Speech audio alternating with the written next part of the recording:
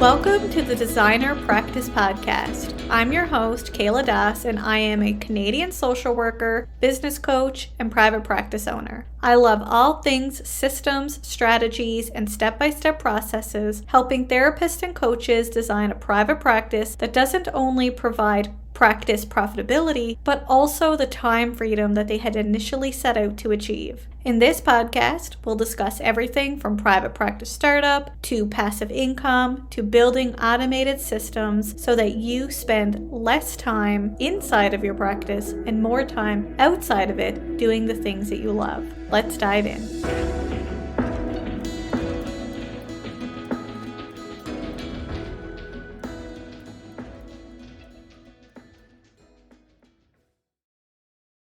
Today's podcast episode is sponsored by Jane app.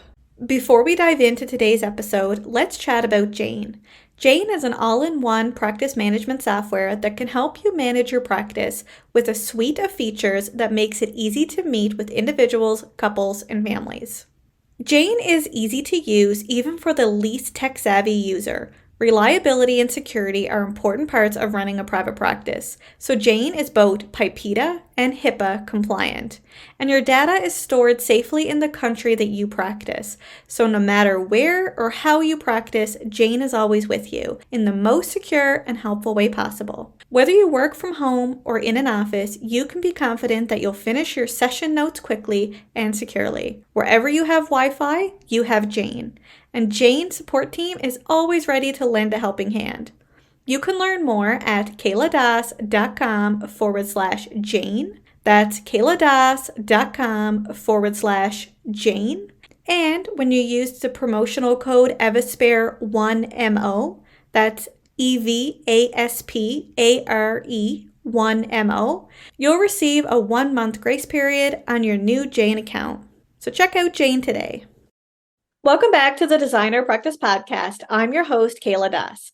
In today's episode, Jon Morrison, consultant at Get Clear Consulting, will share how to build a business framework that sets your practice up for the best year yet. Hi, Jon. Welcome back to the show, as we just had you here about 2 weeks ago to discuss website design, and now we are so lucky to have you here again to chat about setting up business frameworks.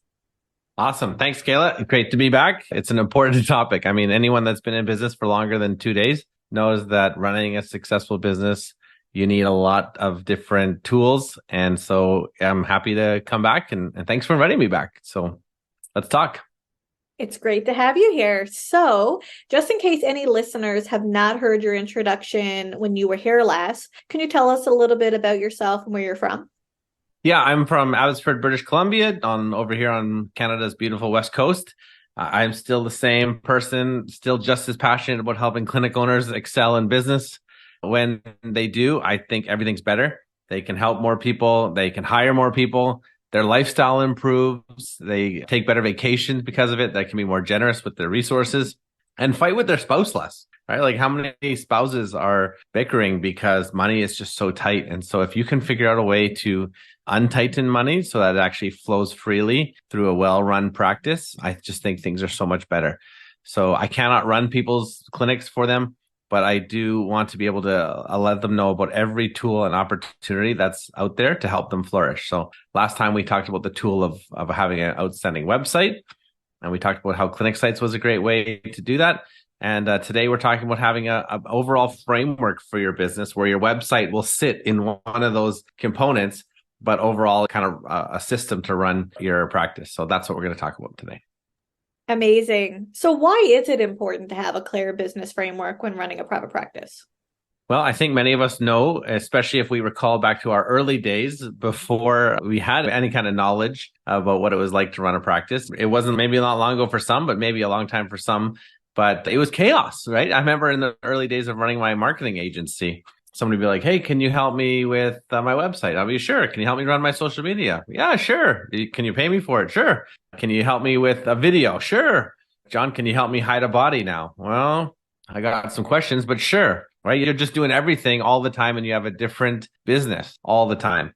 you're at the mercy of your hunches or an idea, and no one can really follow you. I mean, even like a friends and a spouse trying to figure out, okay, what do you do again? How do you help people? Your team is like scared of every conference you go to on the weekend because it's a brand new practice the next Monday. And that's just the problem with not having a plan and a clear framework to help you. You're just running around working too much.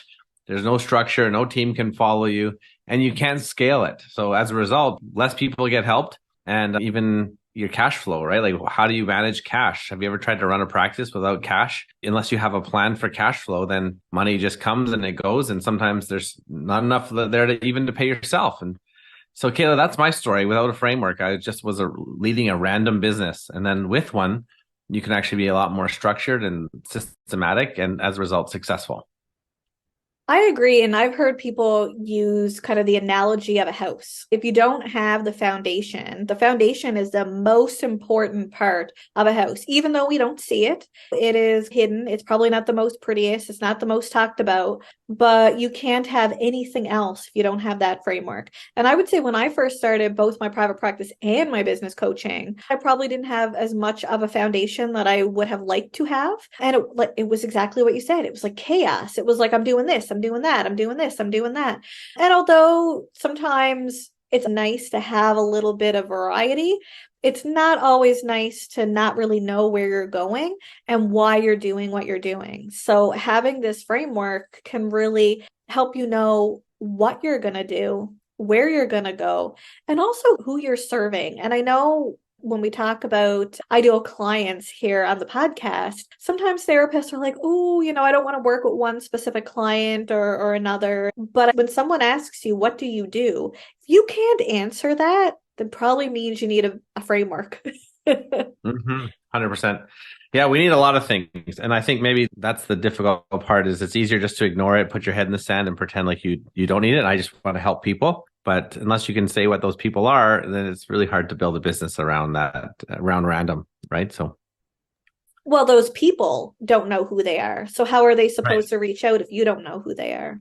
Yeah. And how are people even supposed to refer you, right? Like, oh, I have this friend, John, you should work with him. What does he do? Well, he does a little everything. Okay, so do you want me to hire him because he's going to solve a problem for me, or is it just a charity case for your friend John who seems to need some help that will do anything for anyone? So it actually helps you get better referrals too when you have a clear vision and ideal client and you know your mission and how you're going to help them. Exactly. So when you think of business frameworks, what are the most important areas to focus on so that listeners can set their private practice up for success this year? Yeah, I mean, there's lots of frameworks out there, Kayla, as you know, and there's just so many, so many. But I need a simple one because I'm a simple person and I need simple. And when I'm moving fast, my brain needs ideas that it can claw on and say, okay, because I understand this, I can now understand this concept. And I've flown in many airplanes before. And so I understand how an airplane kind of works, right? Maybe the intricacies and the engineering, I don't really understand, but I know that an airplane needs to have certain elements, right? It has to have a cockpit. So you have to have people in there that are leading this thing. You need to have an engine to make sure it gets there. You need to have wings to kind of hold it up in place. You need to have a body to hold whatever you're carrying and the body of the plane. That's really what's going, right? You don't just have a cockpit that's traveling. You have a body of a plane that's getting there and then fuel to get it go. So I can kind of get that. And that's why I really loved what this one guy named Don Miller, who I've been working with closely for years. We talked a little bit about his book, Building a Story Brand, 2 weeks ago when we talked about the patient-centric words on your website, which was great. And then you realize that it's not just that, but there's also other elements that go into a business than just your marketing. And that's where Don's work in terms of this airplane analogy, this framework that he uses. So his example that I've really gravitated towards, and I've used it for myself, and I help my clients with when they have questions, is that the mission and vision of your business is kind of like the cockpit, right? And can you clearly articulate? Imagine your pilot getting up there on the thing and saying, we're not really sure where we're going to go today. We're just going to kind of drift around and just see where the winds take us. It's like, no. You guys need to be figuring out, put the destination in mind and let us know how long it's going to take to get there because we need to know, right? Your customers, your friends, your family, you and your teammates, you all need to know where this thing is going. Right? It makes things so much clearer. And then you want to know how you're going to get there, right? So you need to have an engine going and that's the product. So everybody sells some kind of product. It may be a service, it may be products off the shelf and in your clinic, but you're selling something that's helping you get there. And then you're going to have to market it and you're going to have to sell it. And we don't really like those things. We just want to help people. But the truth is, people need to know about you. If you just did something in the corner of your home in the basement and you didn't tell anybody, it's going to be really tough to build a successful business without wings, marketing and sales. Those are your two wings that are going to keep you up. And then, yeah, I understand the body of the plane is the body of your business, which would be your overhead and operations. This is how you get things done. What's your process of when someone first walks in the door, they first make that booking till all of a sudden when they're totally done and totally happy? Can you map all the steps out so that you can do it over again and over again and over again? Can you build a team around it? Can you train people in your way of doing things? And that's like the body of the plane. And finally, the thing I love about the airplane analogy is that you need fuel to run a plane and you need cash to run a business. And so if you have a system of managing your cash so it can accommodate for the ups and downs of a market, of customer behavior, the ins and outs of an annual cycle of how things work, and that accommodates for things like vacation and profits for you. Believe it or not, you should have a profitable business. You're not running a charity, unless you are running a charity, but most people are not running a charity. And so they need to have a system for how to manage cash flow. And just like any car or plane needs fuel to run, our businesses need cash to run as well. I love it. So I want us to dig a little bit more into the mission and the vision, because I know when we think of any organization, you can go on people's websites and they say, this is my mission, this is my vision. But when you look at, say, therapists and coaches, we often don't really think about that, or at least don't put it on our website. I haven't seen a whole lot of websites that actually include that. So why is it important to have a clear mission and vision? And really, I guess, what is it? Yeah, you need to have some kind of a target on the wall. We're not just aimlessly going through every day. We are like vision seeking people, right? We need to have visions. We want to know, where is this going? Right? If I get into a vehicle, like imagine you just got into your vehicle and just sat there and we're going to see where it goes. No, you get into a vehicle because you want to go somewhere. It just feels like a waste of time to be somewhere and there's no purpose to it. We are people who love purpose. We are drawn to purpose. We love purpose. And so we want to be a part of that. So here's the thing about vision and mission is that we need to know who we are and where we're going. And I think of like axe throwing. Okay. So this is just maybe an example that I had. It seems like axe throwing has all of a sudden become a thing. I don't know about you, Kayla, if you've tried it, but maybe some people have tried it, but it seems like axe throwing has become the up and coming thing. Imagine if axe throwing was just literally throw an axe, right? You could just throw it anywhere, throw it on the ceiling, throw it on the ground, throw it anywhere on a wall. That's just not like going to catch on. What really we want to do is when people are throwing axes is they want to hit a bullseye. They want to hit the middle as best they can. And how do you know that you're hitting a middle? Because there is a target there. And I think it's the same with our businesses, whether or not you're a coach or a consultant or you are a therapist or any kind of clinic that you own. It's nice to know like we want to help a certain amount of people by this time. And then we can just tell if we're getting there, right? There's some kind of target. We don't know if the pandemic's going to hit. We don't know what's going to happen with the landlord. We don't know what's going to happen in the market, but we're going to certainly try to at least do something so that we can evaluate it. Are we actually helping the kind of people that we want to help? Are we getting there? Are we making money? And these are just important conversations to have in business. Okay. Because at the end of the day, we are business people. If you have a business, you need to be thinking like a business person, because a business without cash or without progress is not a business for very long. I think it's also something that helps keep you going, right? Your mission and your vision is why you do what you do. And I also talk a lot about values here on the podcast as well, because I personally come from an ACT approach, acceptance and commitment therapy approach, and it really talks a lot about values. And going back to what I mentioned earlier, when I first started, especially like my business coaching, I knew I wanted to help people with businesses. I really did not know where I was going to go, what I was going to do. But when I really sat down to think about why I do what I do and what my mission is to deconstruct how we look at and run private practices so that we can increase profitability. Because I find that, at least in the therapy world, it's like we're told we have to be in this box of how we run a private practice. And I've never ascribed to that. I've never believed in that. I mean, I believe that if that's what you want, if that is what your goal is, if that's what your vision is, that is it. But you don't have to do it that way if that doesn't fit with who you are. So my vision, and that's actually where the Designer Practice podcast came from, is that my vision is that all therapists and coaches design the private practices that they love and want to work in, that it's something that fits them, that it's designed for them. And whether it's within the traditional one-to-one model, whether it's something different, or whether it's a mixture of all of it, but it's really building that business. And the reason I'm sharing that is because that is what grounds me every day. That is what makes me keep going every day. If I ever forget why I'm doing what I'm doing, or I'm like, oh, I got to record another podcast episode, although that never happens. I do enjoy my podcasts.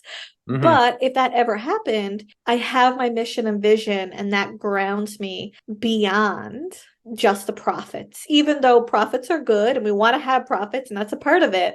But it's why I do what I do. Yeah, I love it. And I'm so glad you're clear on that. And I wonder, would others be clear?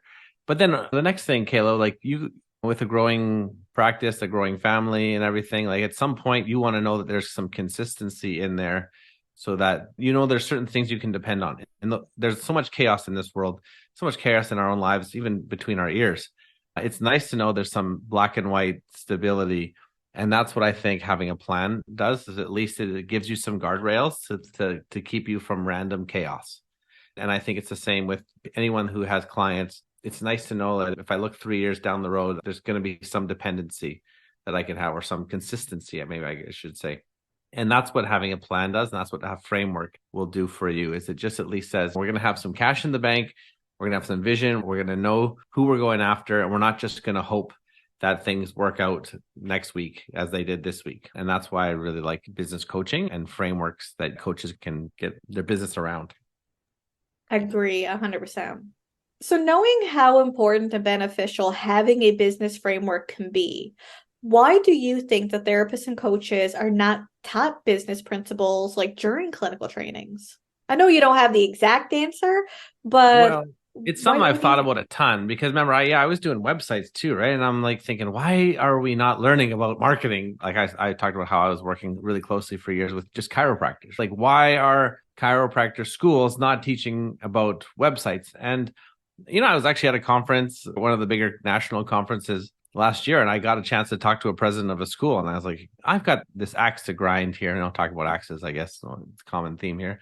I've got this axe to grind with what you guys are doing. Why are you not teaching them about marketing? And he goes, John, look, we have so many, like the human body is so complex. We have so many things we need to teach them about. We just can't teach them about everything. So this is his words. He says, we help chiropractors pass exams, not run businesses. They can learn how to run a business anywhere. But when they're here with us, we have a very clear mission, is to teach them how to be the best possible clinician they can be. And I thought, okay, fine. I fold that. I'm not going to worry too much about that. Then we will have to set up business training for clinicians then, because they're expecting it. Schools are expecting clinicians to get it elsewhere. And the truth is, if you are the best clinician, you can still fail if you don't have patience, if you have disorderly books, if you have no vision, if you can't build a team. You can still run that thing into the ground, even if you're the best possible person with your hands. If you're not doing something with your mind or your other skills that are important to run a business these days, you're going to be in big trouble. And that, to me, was a huge flag to say, okay, I got to stop blaming these schools and training institutions, because that's not even what they're trying to do. So we have to support clinic owners by giving them skills, by giving them podcasts like yourself, by giving them frameworks that they can then use to make things simple, by giving them website tools like what we're offering at clinic sites. And so the responsibility then gets passed from the school to the actual clinic owner themselves. They need to be the ones to take responsibility for their own growth, just like they did when they first signed up for their own clinical training. They took the responsibility, saying, if I want to be this kind of person, if I want to be a counselor, a therapist, if I want to be a clinician of some kind, I need to get the training. And now if I want to run a business, a successful business, I need to get the training for that as well. I agree 100%. Going back to what you said, I think why schools and clinical trainings don't necessarily have business training is, again, going back to mission and vision. Many of the programs, and I'm thinking more like mental health therapists specifically, Right. is many therapists go into public sector or non-for-profit Mhm. or work for other people, not necessarily business. So going off of what you said, it's that if we want to be that business person, whether it's even opening a non-for-profit, that's still a business. Whether you're making a profit or not, you're getting money from somewhere, and you still need to have that business background. So, depending on your aspirations, it's finding those resources, right? Finding those trainings, whether it's through business coaching, whether it's through a mastermind program, whether it's through podcasts like the Designer Practice Podcast. It's Mhm. finding those resources because many of our trainings, their mission or their vision or their mandate is not necessarily to teach us about business, but teach us about the clinical requirements we need. Would it be nice if they offered a little bit of business? I would be the first to say yes. I would actually love to teach that. If any university is listening and they want someone to teach business, I would love to be that person for you. But in saying that, it's not their mission or their mandate. So it's up to us to find those resources that we need. Yeah, Kelly, I just want to address something quickly. There might be a mindset barrier. I'm just always sensitive to this that people, when they think it's either clinical or business, and to me, unless you're working for someone else, right? And if you're working for someone else, even then, though, if you're an independent contractor, you're still running a business. It's you incorporated, right? And you need to run yourself like a business.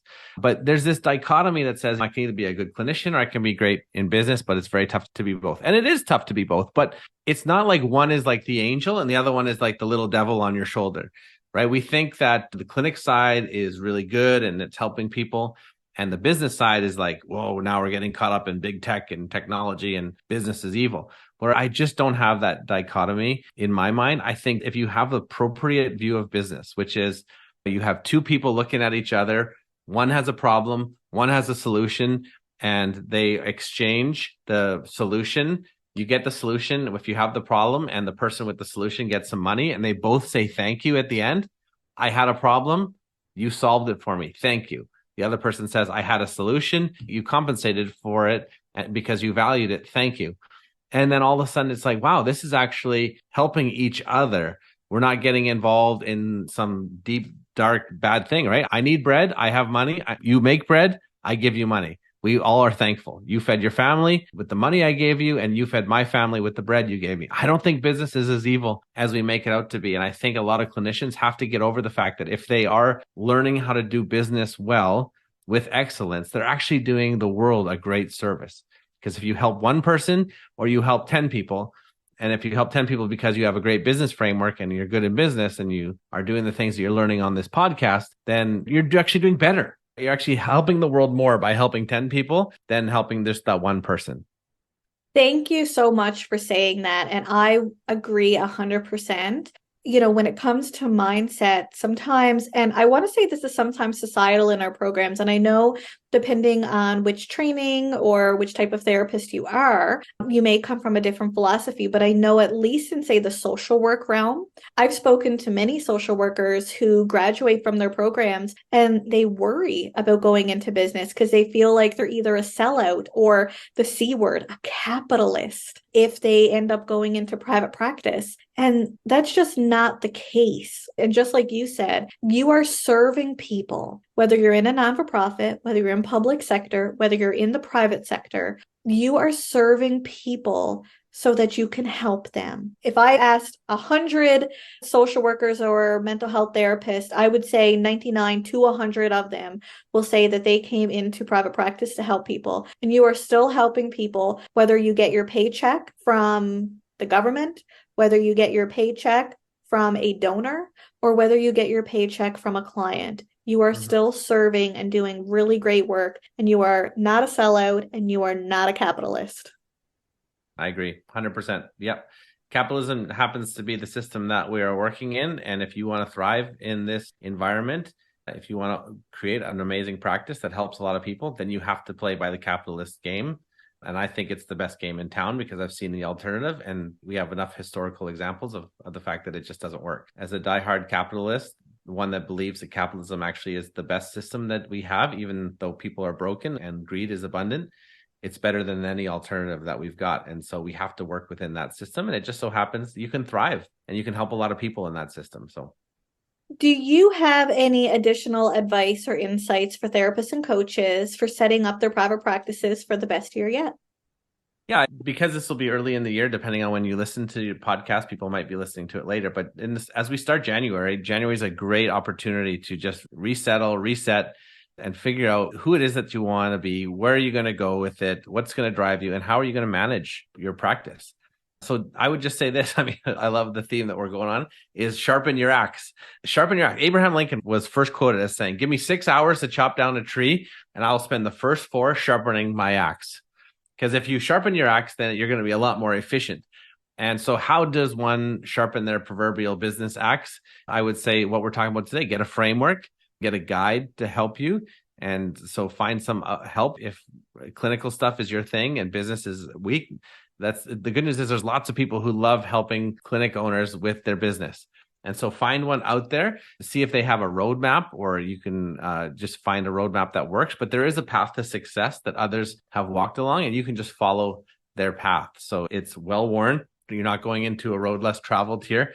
There are people like you who have done amazing stuff. And so you just want to follow their crumb trail there. Get a coach, maybe you need to hire a coach this year. Listen to Kayla, listen to the podcast. Just make it a priority that you're going to get better this year. And if you get better, if you become more valuable, then your practice will become more valuable. It'll be more valuable to your community, and people will respond in kind by compensating you accordingly. And today we're offering this great program to work through the 6 parts of the business framework: mission and vision, products, marketing, sales, overhead operations, and cash flow. Even though it sounds a little businessy, I guarantee you that if I was to spend an hour with you, you would need all those things this year.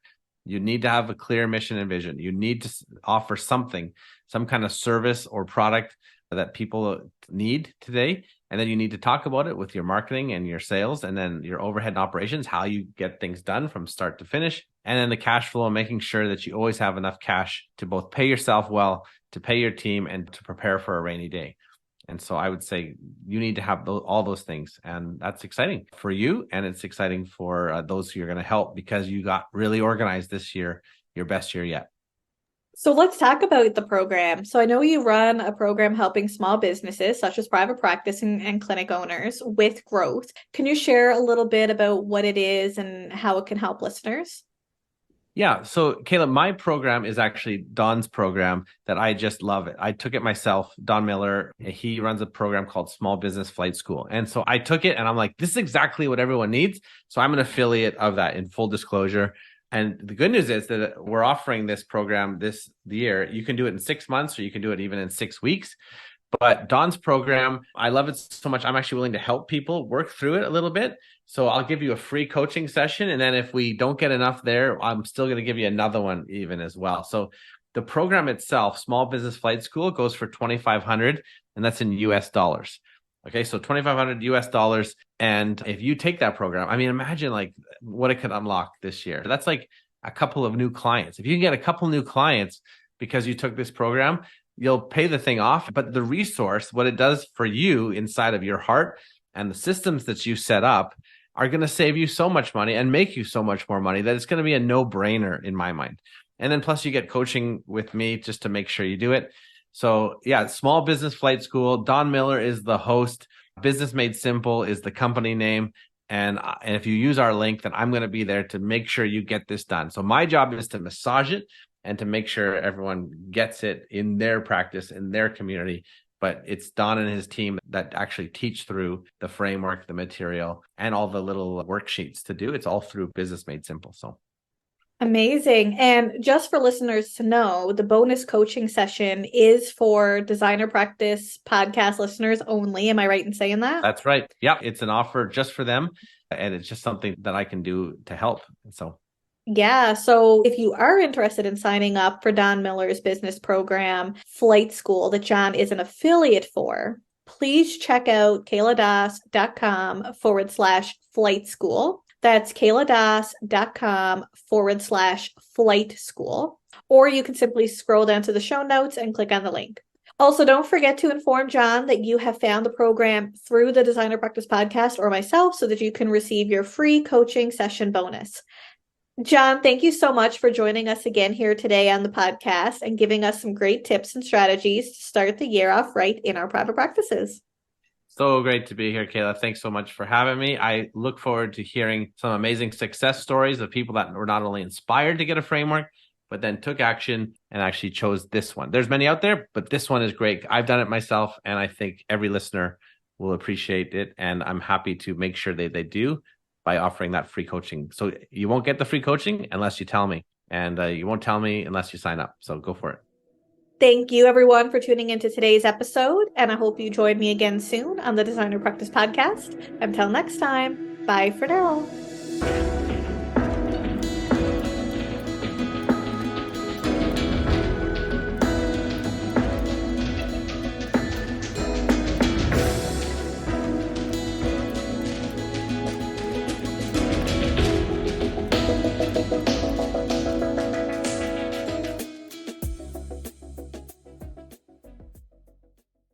Please be advised that the podcast advertisements and links in this episode may be affiliate and or sponsor links where Evaspare Inc. and the Designer Practice Podcast receive compensation for sales or signups made through link clicks. This helps the Designer Practice Podcast continue to provide free and valuable content to you each week. Thank you, and we appreciate your support.